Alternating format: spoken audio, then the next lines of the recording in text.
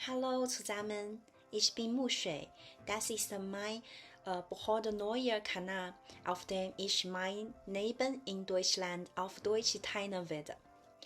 Es gibt drei Gründe, warum ich diesen Kanal betreibe. Erstens leben meine Familie, meine Freunde und ich in unterschiedlichen Zeitzonen und wir haben sehr wenig Zeit, jeden Tag zu kommunizieren. Aber ich hoffe, dass Sie wissen, wie mein Alltag aussieht. Zweitens hoffe ich, dass ich gut Deutsch üben kann. Schreiben und Sprechen sind sehr gute Möglichkeiten, Sprache zu üben. Darüber hinaus hoffe ich auch, das erste Deutschland zu erfassen und zu verstehen, Gemeinsamkeiten zu finden und Besonderheiten zu erkunden. Ich habe im Dezember nächsten Jahres in großer B1-Prüfung in China bestanden.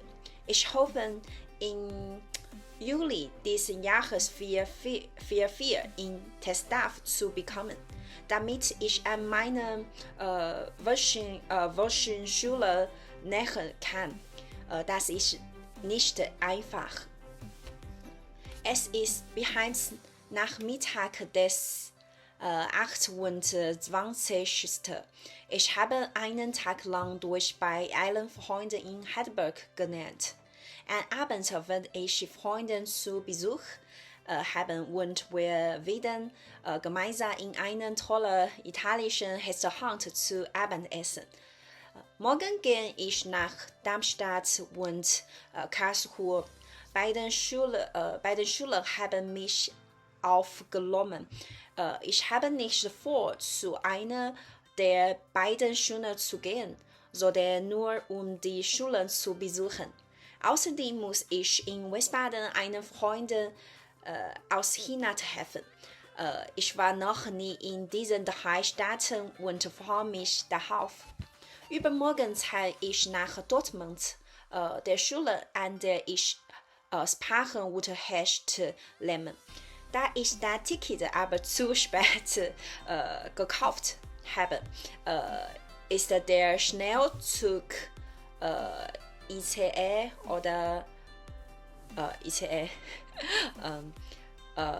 in Deutschland wirklich toll.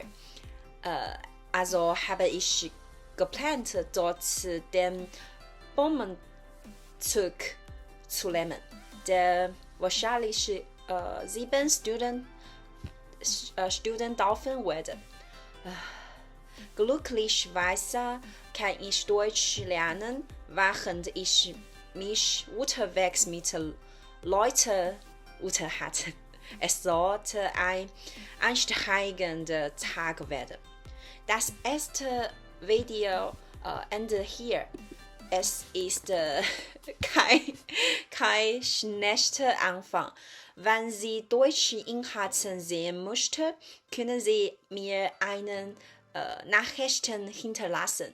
Gerne können Sie bei mir auch den Prozess des Deutschlernens von Anfang zu Profi mitleben.